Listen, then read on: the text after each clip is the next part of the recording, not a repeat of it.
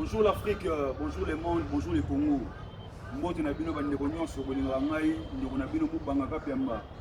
Fumo Moi le grand pharaon, fils du soleil de la ligne, autorité mondiale ordre du soleil. Vive la religion africaine Futuka. Gloire et louange à nos beaux ancêtres. Fumo Kimbangu, Yaki Panvita, Mutamachwa, Nengwa Nyamega, Nengwa Songolo Keju, Nengwa Midaki, Thomas Sankara, Abe Mwanza, Steve Piko, Sekou Touré, Samora Machel, Kwame Koum, Mouta Lumumba, Marengo Abi, Marquis Carveil, Pebongo, Bandeko Nyonso Balita pour la évolution et liberté de l'Afrique. Mbote Sikanoso Bozali, pe honneur Nabino, Sugi Binote, Melo, Metilelo Oyo, Fimbu, chaîne, Konyokwama, humiliation, maltraitance, la courage au pour la Kisara, des Salaki, sur le noir, tous à l'appel les Dine, Koloba, plutôt comme la libre circulation, les tout comme les lobos. Gloire et louange à nos beaux ancêtres. Nayango, les hôtel Sabino Bandekonanga, on a Kanda Rosakanate, Kanda Bena Makasi, la Pessi Bamboti, Peba Honneur, Nandekonangai, frère Nangai, Mwanzulu Dianzimba, na France, sur la ligne de Moussalo Sali, Moussala Kitoko. C'est ça le vrai combat. C'est ça le vrai combat. Les combattants pour changer, il y a un combat dans la diaspora. Pour ça, le roi de Biso Dianzimba, Mwanzulu, Akena, na musée, Ake Kozua et Keko, Yabako, na Biso Obaïba, na 1800, 10, qu'on va à 1800 à 1960.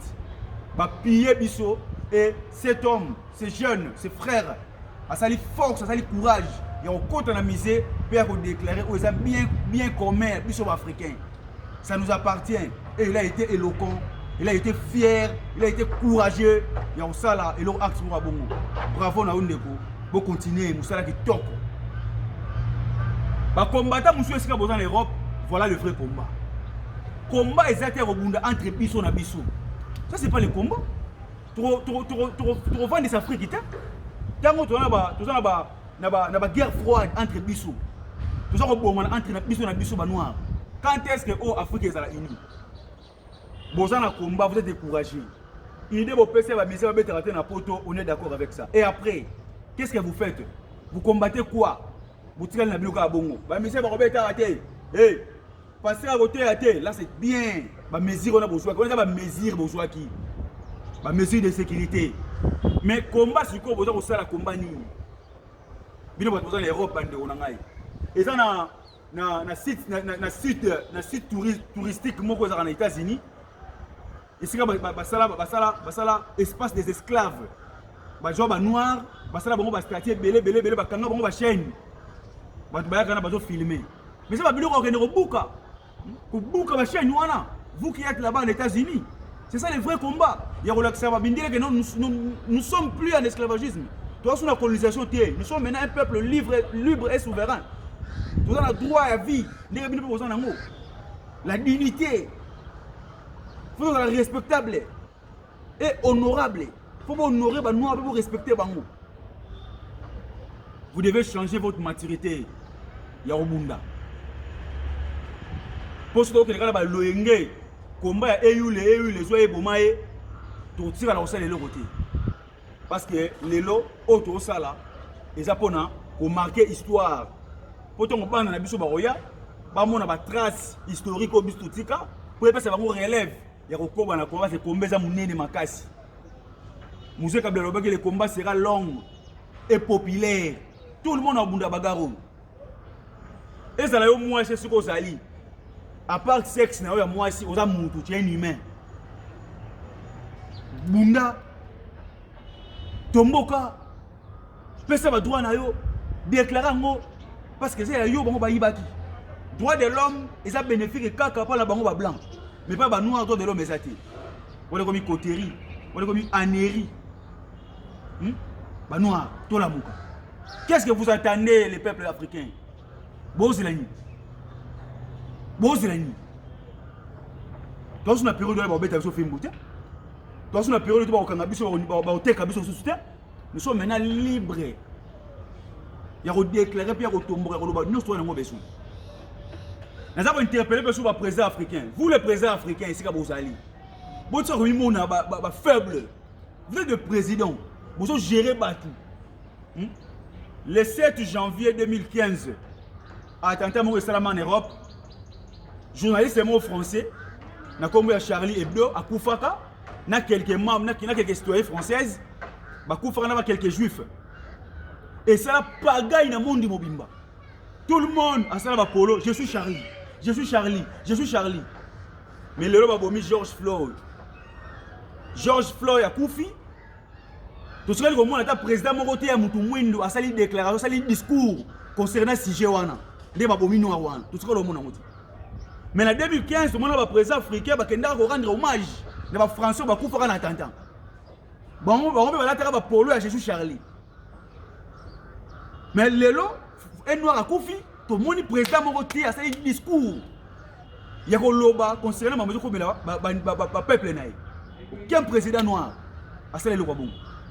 Nous avons vu ce que en France, Traoré. Tout le monde, aucun président. Traoré, c'est Sénégalais. Traoré, c'est un Sénégalais. Le premier président du Sénégal, c'était Sédar Senghor. Sédar Senghor a contribué pour l'Académie française. Sédar Senghor, c'est moi-même, en France. Sédar Senghor. Si Bisso, nous comprenons les animes, les Africains, les animes. Vous avez peur de quoi? On a tout ce qu'il faut, mais on manque ce qu'il faut. C'est quoi? C'est l'intelligence. Ni n'est pas la Bisso juste. Le président africain, au moment où tu as un poto, le rôle de Ndekouana, Mwanzulu, Dianzimba, c'est un Africain, c'est un Congolais. Ce qui va t'abonner, c'est belé. On va réclamer bon. Et qu'on pèse ça, le président africain, courage. Il y a le bagage, tout ça, on va comme éveiller, soutien et commis, le président va comme roloba. Surtout, le peuple est endormi. Bon, ça n'a rien. Besoin de poto pour lula poto. Hein? Besoin de trahir Mboka. Aux Congo, au Kimi Congo, au Kesuki, au Tamboli na la Turquie, au célèbre long trajet pour que nous commence en Europe. C'est une insulte. Ça c'est ridicule. Moi j'en ai marre d'être ridicule. J'en ai vraiment marre d'être ridicule. Je préfère mourir dans la liberté que de vivre esclave. Là, je ne le permettrai jamais. La patrie ou la mort nous vaincront. Il est à Thomas Sankara. Tout ça, business soit battu. Business soit battu. Africain, ça moutou. Blanc, ça moutou. Chinois, ça moutou. Ça, qui biso pour vivre dans la loi de complémentarité. Et non la loi du plus fort, la loi de domination. Là, c'est un ordre animal. Nous sommes les humains. Toi, nous sommes les Bis on vivre dans la loi de complémentarité. On doit se compléter. Les Japonais,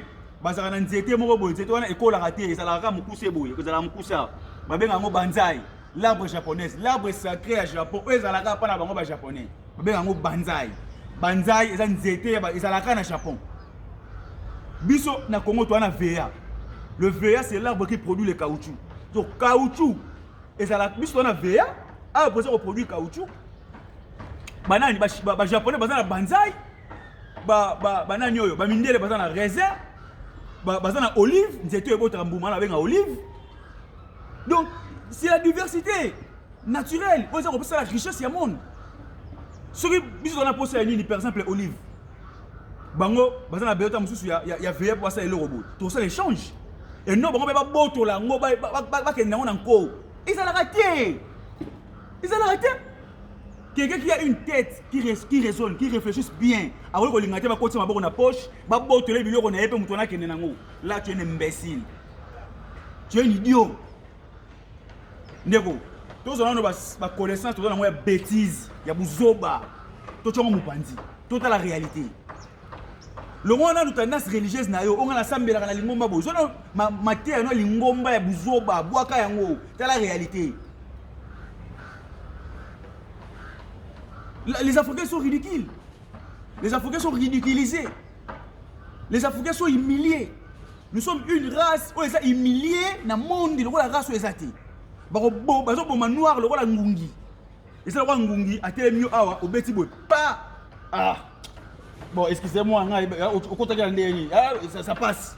Le noir comme le roi ngungi, le noir comme le roi PC, le noir comme le roi Nzinzi.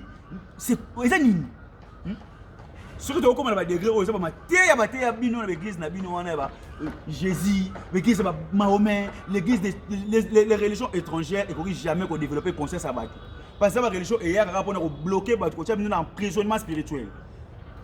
En plus, on a qu'il faut aussi mettre au Kangamisu. Au Sambelo Kangamisu, il faut que machin maboko likolo. C'est des punitions. Mon tour appelle si punition, il faut comme ça. Il faut que machin maboko likolo. Tout le monde le sait. A yo kena kata église bazolo bano pona osambela nzambe fukama che maboko likolo kanga misu. Ko kanga misu c'est un aveuglement spirituel. Ko fukama ko che maboko likolo za punition ba pesi yo. Do tien esclave, on a prière ba esclave nde basala. Bande konanga to la muka. Ten ko to la muka. Bino ba boza na poto, boza kutu esika o muta sala biso mabe azali. Bon réclamer biloko na biso. C'est la guerre. Il n'existe pas le péché dans la guerre. Massoum, la guerre est à la hâte. Tout est permis dans la guerre. Parce que c'est la guerre. On va piller. On va bloquer, bino, pour essayer d'intérêt dans bango. Dans la Afrique, la conférence du Congo, on va bien la conférence de Berlin, en 1985. Tout le monde africain, pour l'Afrique. Espagne a joué, France a joué, puis comme ça là, colonisation, France, Afrique, on va bien France et FA. Et ça, il y a colonisation, ils ont bloqué l'économie Afrique, jamais on va avancer pour me moiner ça là. Les gens africains va humilier. Africains sont humiliés. Donc, la matière primaire, pour faire développement, pour développer tout, et assister la mitoile noire. Rester un esprit simple, rester un imbécile, rester un salaud, un con, un ignorant, pour hériter le royaume des cieux. Tu préfères abandonner tout ce qui est naturel pour s'accaparer dans la biloko. Oh, il y a bien mon annoté, ou ça imaginaire, ou ça farfelu. Biloko amukeza na tinate. Quand on a une église, on a que biloko amukeza na tinate. Ndengani on défend mboka na yo. Attends à défendre ma belle, attends à bundi pour un jour na kufa na vanité de vanité. Mais ça nini, papa. Dieu a été imbécile, Dieu a été salaud, il a reçu ma belle. Ça c'est des gires indirects. Vous insultez Dieu. Nous savons pas si vous avez un fin. Parce qu'il y a sali diamant, a sali or, a sali cuivre, a sali tout ça. Mais on a sur ça là pour pas jouer nango. Vous dites que ça va mentir, ça va passagère, bon qui pas noté, bon là ça imaginaire. Oh, c'est ça nini, va dire on a tout la mugako.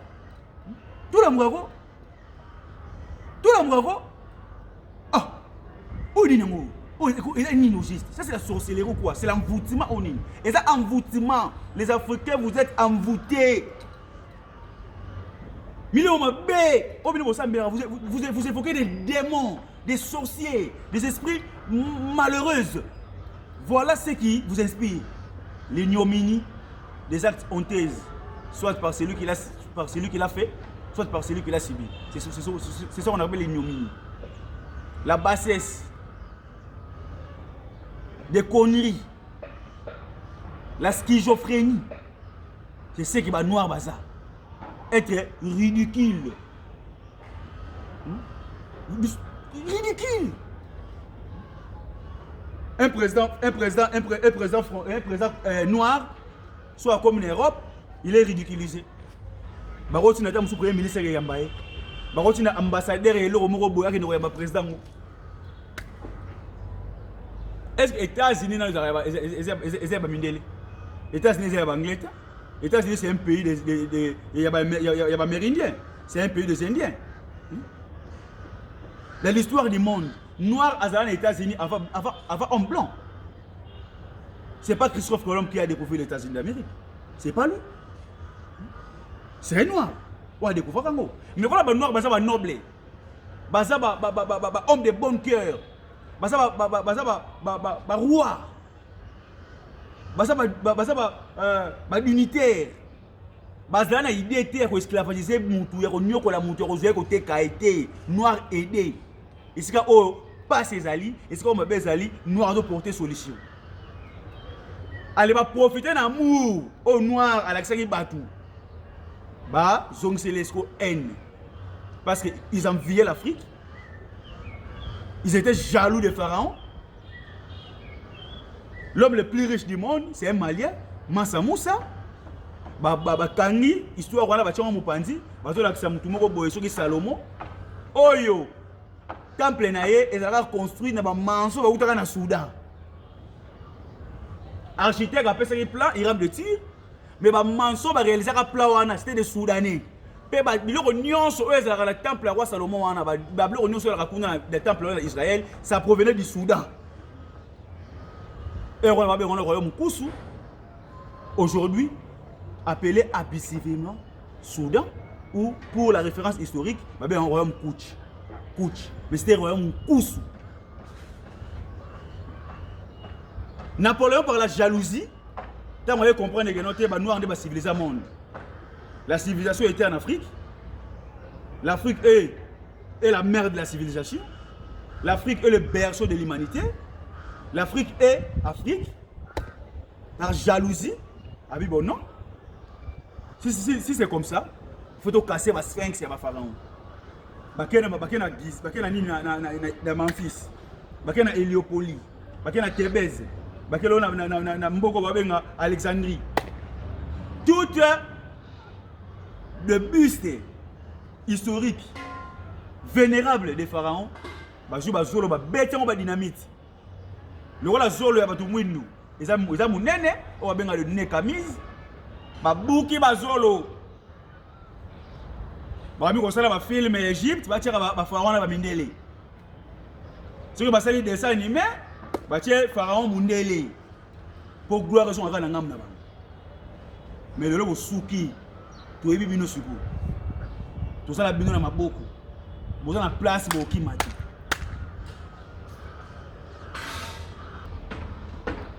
L'agriculture. Ici ga o ko lia. Tala. Mais beaucoup de moyens. Beaucoup de moyens pour les agronomes. Oh, parce que un souci, il y a aussi qui va avancer, va aller. T'as la peine à binomo. Ah. Et ça ferait les lançades. Ma belle, c'est la fertilité qui est trop beau. Une terre marécagée. Et si la oignon se salit.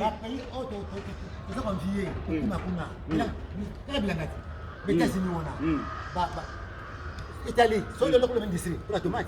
Pour la tomate, ça va fiat, pour la tomate. Pour la tomate. Donc, Italie, ils sont comme Italie. Pour la tomate. Là, ça va fiat. On va fiat.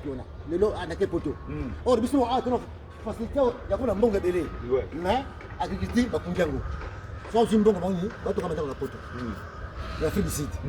Allez. Donc, ça va investir. Ah, ok. Ça va investir à l'étranger. Mais pour retrouver un mais au monde, la thématique qui a été bon, qui a été branché, pas que l'agriculture, donc industrie de l'agriculture. L'agriculture doit être industrie. On doit être élevage. Donc l'agriculture est la première au monde. Au monde, on dit, au monde, on va abattre malade. Pour le bandak. Nabana mikeriye, kende wonso nabana mikeri. Lipa, mikate, pesangayi, bisaname, pesangaboy. Pesanga kwanga, pesanga sukali, sukali c'est agriculture na coco, nous a coco. Merci beaucoup. Ouais, merci papa. Bon, voilà, c'est un agronome. Azo yemba azo na babilango yo. Ndé ayi pe ko porter o ayi fruits pour en faire comprendre batu que non, c'est l'agriculture qui fait développer le monde. Parce que à l'époque, ba mindele ba ndeko bunda pona bleu, na matière bleue. Minerai wana bleu. C'était la matière qui transformait, qui aider à transformer la farine. Et il y a la première richesse, on va nous bomber pour nous. Après, on va en Afrique, on va découvrir des blocs belé.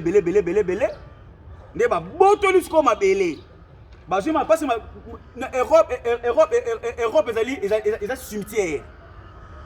Europe ezali eza territoire malheureuse po eza na malili ya kosakana te malili epodurani malili epodura eloko te siko po biloko bana kobota na Europe basala mixage bazwi mabele ya Afrique na bakantité ebele bake bamélanger yango na mabele ya Europe po mabele na biso epesa mabele na Fox nde omone siko babila nzete na babiloko ekomi kobota na Europe bazozala bandeke ndeke lokwa pélican l'oiseau voyageur pélican na ndeke oyo akosala akolongwa awa ke ti Brazzaville seke lemba bazwi bayibi pélican bake batia ye kuna oyo pélican nyama na bango 1900 Auguste Johnstone gouverneur ya Uganda à l'époque coloniale aye na Ituri ba peuple mochwa ba pikime ba pesie mondonga ba bi bon lokola aza étranger ayota la biso bon pour amour ya tout l'accès que notre yambie kitoko pour la générosité pour la courtoisie tout peut c'est cadeau ya mondonga ba ju mondonga ba pesie ye mondonga eza okapi mais vrai comme les mondonga ba pesie mondonga na 1900 né en 1901 un an après il a quand le roi s'est découvert il y a nyama musu ya sika o existant na mté pour ne le roi zèbre ya sika parce que okapi asa la forme ya de nyama asa le longi ya girafe parce que nzoto zèbre a mesurer 1m80 ba pesi kombo Auguste Johnstone ndo Auguste Johnstone azona mondonga pesi na kombo na ye oyo mka découvrir nyama wana après en 1902 Nesco a longwa kombo ya Okapi pardon a longwa kombo ya Auguste Johnstone kombo ya gouverneur wana ya Uganda à l'époque coloniale nde ba pesa kombo Okapi ti le atikala Okapi le Okapi nda découvert nani Auguste Johnstone yo ba pesa yo cadeau et pas mochwa o to benga ba pikime parce que ba pikime te ba mochwa to benga ba mochwa ba ta mikuse les peuples chwa ba pesa yo cadeau yo olobi que yo de découvrir comme on me dit pas ça miyibi depuis kala tela mutu oyo na famille na bango na depuis bazala na famille Israël Jacob ayiba na pouvoir ndeko na ye vous avez volé depuis longtemps musa na bango ngwana mutali boso au mutu na mukili ezana mundeleti na histoire na bango na F Caïn aboma petit frère ne mo propre c'était blanc parce que biso ba noir to na F te biso ba noir to na koko nzala panda na ko kiteleki nambo parce que Nzambe le très haut le Dieu tout puissant le maître de l'univers le maître absolu a sala 3 Adam na 3 Ève Adam na biso ba noir comme na nzala panda Ève na biso ba noir comme na kiteleki nambo ba vandaka na nini na Grand Lac na Congo entre lac Nyanza na lac Tanganyika esika bazalaka so tout le bango précisément lelo tout le bazalaka wapi na Kivu esika o bazalaka na Congo ko on la panda ko kiteleki nambo babotaki bango ba boti ba africain nyonso to mona o parce que caractéristique na biso africain tout ça représenté na cheveux crépus nez camise mâchoire épaissée c'est ça le caractéristique des africains cheveux crépus quand on a besoin de beaux soirs na cheveux crépus mais à transmettre gène wana ya suki oyo et pas ya ba noir nyonso de génération à génération ba chinois na ba japonais na ba coréen na ba vietnamien na ba thaïlandais ko na bango kombo na ye izanangi awana ada na bango izanami nde Eve na bango chinois japonais coréen vietnamien thaïlandais baza baoti koko moko babenga ba race jaune koko na bango ya mobali ko mone izanangi koko na bango ya mwasi ko mone izanami bango nde babota ba chinois na te mindele so ba kombo Adam te bango lelo mindele bauti na Melek Adam kombo na Melek Eve kombo na Sedek bango nde babota ba mindele nyonso Adam azalaka cheveux défrisés Miss no engenga lokola miss les yeux bleus yango gène ne lokola Adam azalaka bongo ne a transmettra gène wana na descendance na ye ndio mona ba mindele so bazalaka bongo mais attention les blancs ne sont pas vraiment blancs. Ils ne sont pas réellement blancs, mais ils sont plutôt roses. Blanc, rose. On l'appelle blanc par rapport à il y a un nègre qui va apparaître. Mais si on pousse le bébé blanc ou taillé, il n'est pas blanc, il est rose. Donc on a un rose. Donc chaque bateau a un F na bango. Adana F na biso, nous allons prendre la guitare nambu, basala bango entre lac Tanganyika et lac Nyanza. Est-ce que va faire ça? Bon, on est Sud-Africains, Camerounais, Congolais, Maliens, Togolais et tout le monde. Ils en ont mis, basala bango pembeli ya fleuve Pichon. Bato ba genda Chine, ba bi fleuve Pichon. Langue na bango balobaka laochek. Laochek ne misi ba mandarin, et misi ba japonais, et misi ba chinois, ba coréen, et misi ba chinois et tout ça là. C'est laochek, c'est la première langue parlée chez Koronabango Izanami pour les peaux jaunes. Adana Eve, basalaka bango pembenia mer Rouge na fleuve Euphrate. Est-ce que va vendre na Irak? Est-ce que Adana Eve balaka na Irak? Mutu na la coin na e. Ceux qui ont la loi de domination, toi sous n'importe quoi nati. Personne de plutôt simba bino mindele na nega bena ma kofi boy. Biso na bino. Ba misk na bosala kala boyo ma bende ya boy. Biso do ba mkuwa moko. Okoza bena coupe na do ya gorge au kofi. Yo bena mindele biso na mindele bena boy bitumba. To bango ba mundela biso. To ala chinois. Bon la tene ba la sabino ba fine ba pumbwa ba sala boy. Boy ya réalité boy. To kanga chinois to beta chinois to bomier. Et ça pour ba bosala faiblisme. Matéa biso matéa moko ya faiblesse, ndé comme ça biso ba faible to mo mona mambo. To suis bena esprit pena ba ya vitakanga. To suis esprit ba mbuta machwa. To suis esprit ba Shakazulu. To suis bena esprit pena ba ya Thomas Sankara. To suis esprit ya ba nani oyo. Ya ba Nekasola. Boyebi Nekasola. Botanga bataille d'Ambouila. Botanga histoire Ambouila. Boyebi mamuneka sola sala bino. Boyebi mamuya vitakanga sala bino. Tozu esprit ya mwasio ya basi le roi ba yaki pamfita. Tozu esprit le roi ba nengwa nzinga matamba kubiki. Tozu esprit ya ba reine ya Benin, nengwa Gotime. Reine ya Benin. La reine à Gotime. Tozu esprit ya reine ya Sénégal, nengwa Songolo Keju. Tozu esprit ya reine ya Mali, nengwa Midaki. Tozu esprit wana. Biso na bino boy makofi to bokufa. Bosala munduki poani. Ko boyeba ke na makofi boko bundela biso te. Ya bosali munduki. Ko tono beta bino. Atata to zaki na esclavagisme bono ko biso kati. Tango tipo yo comment nani? Louis XIV, roi français, a aussi la corde du noir. Pour bien maîtriser les noirs, il faut plus se battre avec eux, mais il faut les enseigner. Créer maintenant les écoles. Grand chef, comme on a poison, bana bango ne batika bana mike, bozu bana na mike, ça bango malongi, ne bana wana obino bana bango ne bokoli ba koko ba génération oyo. Ba vrai arbre ya Afrique au kati, bozu bana oyo ba innocent obino bokolaki, botie bango ba idéologie na bino. Bon, ça continue à banner, faut changer mon idée. L'église Kimbangé, c'est pas l'église des Africains. L'église Kimbangé, c'est pas l'église des Noirs. L'église Kimbangé, ce n'est pas une religion africaine. C'est une église des Blancs. Parce que les gens qui ont une colonie scolaire, vous avez embrouillé les Africains.